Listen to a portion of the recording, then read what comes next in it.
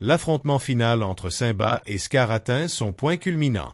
Scar, l'usurpateur, accule Simba au bord de la falaise, l'empêchant de s'échapper.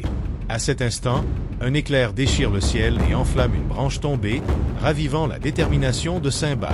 Scar s'approche, attrape les pattes de Simba, et dans un murmure venimeux, lui rappelle comment il a tué son père, Mufasa. Ce souvenir douloureux remplit Simba de colère et de chagrin.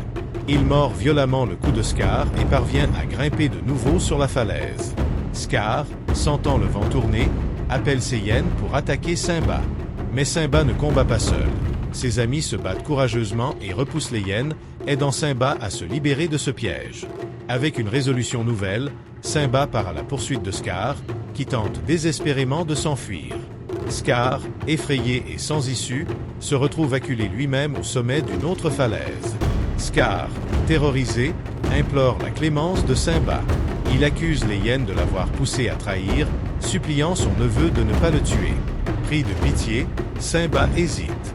Mais au moment où il lui accorde sa clémence et lui ordonne de ne plus jamais revenir, Scar trahit une fois de plus. Il attaque Simba. Dans cet ultime geste, Simba venge la mort de son père et prouve qu'il est le véritable roi de la terre des lions. Il reprend sa place légitime sur le trône, aux côtés de Nala, et ensemble ils accueillent la naissance d'un nouveau petit roi.